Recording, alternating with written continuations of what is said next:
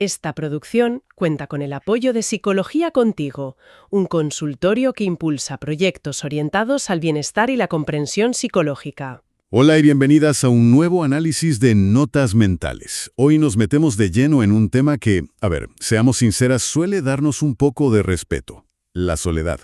Las fuentes que manejamos proponen una idea que de entrada choca un poco. Hablan de 5 formas en las que la soledad puede volvernos más felices y exitosos. Y digo que choca porque culturalmente hemos aprendido a ver la soledad casi como un fracaso, ¿no? Se asocia con tristeza, con aislamiento, con no encajar.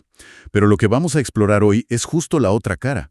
La idea de que buscar activamente momentos para estar a solas podría ser una de las habilidades emocionales más importantes. Es que ese es el punto de partida clave, porque todo el análisis depende de una distinción que las fuentes marcan desde el minuto 1. No es lo mismo la soledad no deseada que la soledad elegida.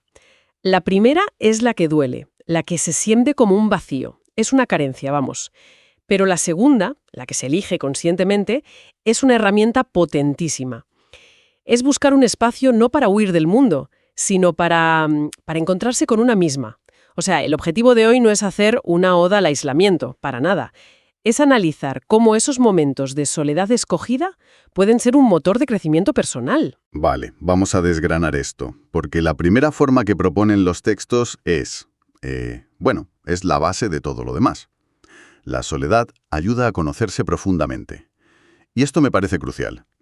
La idea es que vivimos en un estado de ruido constante. Y no solo ruido de fondo, sino de opiniones, de expectativas, de notificaciones. Y en medio de todo eso es casi imposible escuchar tu propia voz. Estamos tan ocupadas intentando cumplir con lo que se espera de nosotras, ya sea la familia, en la pareja, el trabajo, que la pregunta ¿y yo qué quiero de verdad?, se queda ahí sin responder. Y lo fascinante aquí no es solo la ausencia de ruido, fíjate, sino el proceso que se activa en ese silencio. Es una introspección activa. Las fuentes lo describen como el momento en que por fin puedes hacerte las preguntas importantes sin que nadie te dé la respuesta hecha. Preguntas como, ¿qué me da energía y qué me la quita? ¿Esta vida que estoy viviendo se alinea con mis valores o con los de otros? ¿Qué necesito cambiar? No es un ejercicio abstracto para nada, tiene consecuencias muy reales, porque cuando empiezas a tener claras tus propias respuestas, tus decisiones cambian. Empiezas a elegir caminos, trabajos o relaciones que de verdad resuenan contigo, y eso a largo plazo es una fuente de satisfacción inmensa. Claro, dejas de funcionar en piloto automático. Y aquí es donde se pone la cosa muy interesante, porque esa coherencia, ese vivir alineada contigo misma, impacta directamente en la autoestima. Uno de los textos en Izantil lo dice de forma muy clara. La necesidad de compararse con los demás se desploma cuando sabes cuál es tu propio camino. Ya no mides tu éxito con la regla de otro. Te da igual si tu amiga está comprando una casa o si alguien en Instagram está viajando por el mundo, porque entiendes que su camino, no es el tuyo. Y esa seguridad de estar construyendo algo propio que tiene sentido para ti es una felicidad mucho más sólida. Totalmente. Mucho más que la aprobación externa. Entiendo. Y una vez que tienes esa especie de brújula interna, me imagino que eso se nota en cómo trabajas, en cómo creas. Esto nos lleva al segundo punto. La soledad mejora la concentración y la productividad. Sí, y aquí el enfoque es muy práctico. Las fuentes argumentan que el trabajo profundo, el que de verdad genera valor, es casi imposible en un entorno de interrupciones constantes. La soledad elegida crea una especie de santuario para la mente. Cuando estás a solas, puedes organizar tu tiempo sin depender de nadie. Minimizas las distracciones y, lo más importante, facilitas la entrada en lo que la psicología llama estados de flow. Ah, los estados de flow. Exacto. Esos momentos mágicos de inmersión total en una tarea, donde pierdes la noción del tiempo y tu rendimiento se dispara. La historia, de hecho, está llena de ejemplos. Científicos, artistas, emprendedores. Muchas de las grandes ideas que han cambiado el mundo no nacieron en una reunión de equipo, sino en la quietud de un despacho o un laboratorio. Eso que dices del flow me recuerda a las veces que he estado escribiendo y de repente han pasado 3 horas sin darme cuenta. No sabía que la soledad era un ingrediente tan activo para que eso ocurra. Pero no es solo para ser más productiva en el sentido de tachar tareas, ¿verdad? No, para nada. Y eso nos conecta con el siguiente punto, que es fascinante. ¿El de la creatividad? No. La soledad aumenta la creatividad y la claridad mental. Exacto. Y aquí las fuentes se ponen un poco más técnicas. Hablan de algo llamado la red neuronal por defecto. A ver, para que se entienda, podríamos imaginarla como el conserje nocturno del cerebro. Durante el día estamos ocupados metiendo información en las habitaciones de la mente, ¿vale?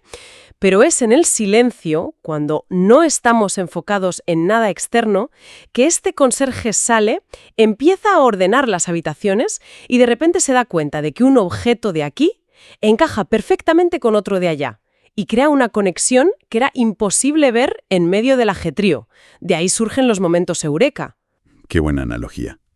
O sea que la creatividad no es tanto pensar en algo nuevo, sino dejar el espacio para que las ideas que ya tenemos se conecten solas. En gran medida, sí. Y es interesante porque las fuentes no hablan de cualquier tipo de creatividad. Se refieren a lo que se conoce como pensamiento divergente, que es la capacidad de generar múltiples soluciones a un único problema. Mencionan un estudio donde se comparó a individuos que hacían una lluvia de ideas solos con otros que lo hacían en grupo.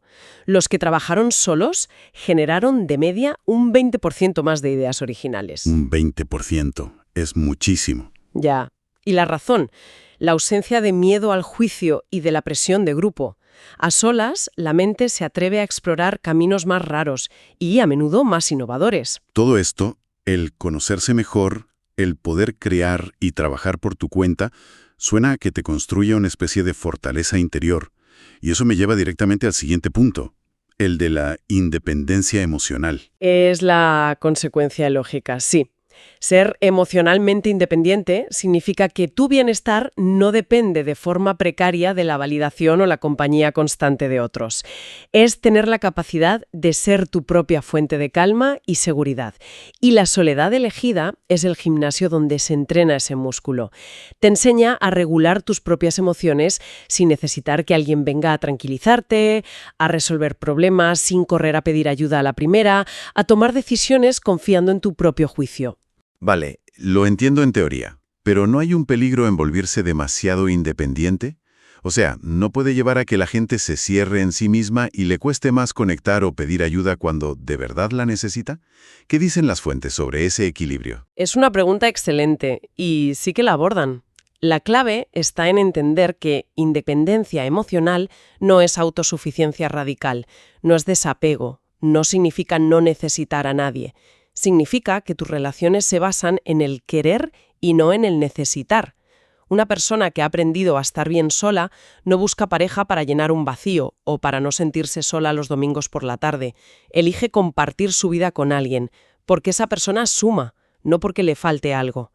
Las relaciones que nacen desde esa plenitud, desde la elección, son infinitamente más sanas y sólidas. Dejas de usar a los demás como muletas emocionales. Entendido. Es una base mucho más honesta para cualquier relación. Y supongo que todo este proceso de aprender a estar con una misma no siempre es un camino de rosas. Me lleva al último punto, que parece la culminación de todo. La soledad te vuelve más fuerte emocionalmente. Las fuentes son bastante claras en que al principio puede ser muy incómodo. Es que lo es.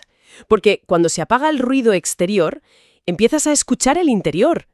Y ahí pueden aparecer tus miedos, tus inseguridades, los pensamientos que evitas durante el día. La tentación inicial es coger el móvil, poner la tele, cualquier cosa para volver a tapar ese ruido.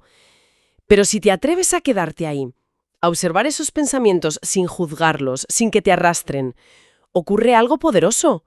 Empiezas a desarrollar resiliencia emocional. Es como enfrentarse al monstruo que hay debajo de la cama y darte cuenta de que no era para tanto. Ansiedad sin estímulos externos, desarrollas paciencia contigo mismo, te das cuenta de que los pensamientos son solo eso, pensamientos, y que no tienen por qué controlarte. Cada vez que pasas por ese proceso, sales un poco más fuerte, un poco más dueña de tu estado interno.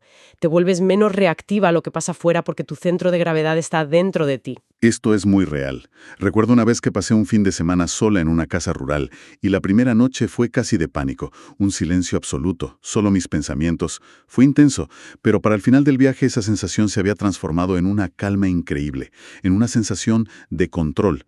Fue un antes y un después en mi relación con la soledad, la verdad. Ese es justo el proceso que describen. Entonces, si unimos todas las piezas del puzzle, ¿cuál es el mensaje final? Me da la sensación de que no se trata de convertirse en una ermitaña, sino de algo mucho más sutil. Totalmente. El mensaje de fondo es que la soledad elegida no es un fin en sí mismo, sino un medio. No se trata de aislarse del mundo, se trata de retirarse puntualmente para poder volver a él de una forma más íntegra, más fuerte y más consciente. Es en esos espacios de silencio donde construimos el núcleo desde el cual nos relacionamos con todo lo demás. La felicidad y el éxito, tal y como los presentan estas fuentes, no nacen tanto del ruido y la actividad constante, sino de la calidad de nuestro mundo interior. Y ese mundo interior solo se puede cultivar en la quietud. Entonces, la soledad no es un vacío que hay que llenar, sino un espacio que hay que habitar. Esa es la idea. Hay una frase en uno de los textos que lo resume a la perfección. La soledad, bien entendida, no es un vacío, es un espacio de transformación. Me quedo con eso. Y para cerrar, me gustaría dejar una reflexión en el aire que va un paso más allá de lo que hemos leído. Si aceptamos que la soledad elegida es una herramienta tan potente, la pregunta quizás no es si debemos buscarla, sino cómo. ¿Qué pequeño espacio de silencio y reflexión se podría introducir conscientemente en la rutina diaria? Quizás son solo 10 minutos sin móvil al despertar, o un paseo a solas a la hora de comer, sin música ni podcasts. Un pequeño acto de rebeldía contra el ruido. ¿Qué podríamos descubrir en ese pequeño espacio conquistado? Esta producción cuenta con el apoyo de Psicología Contigo, un consultorio que impulsa proyectos orientados al bienestar y la comprensión psicológica. Gracias por acompañarnos en este análisis. Hasta la próxima.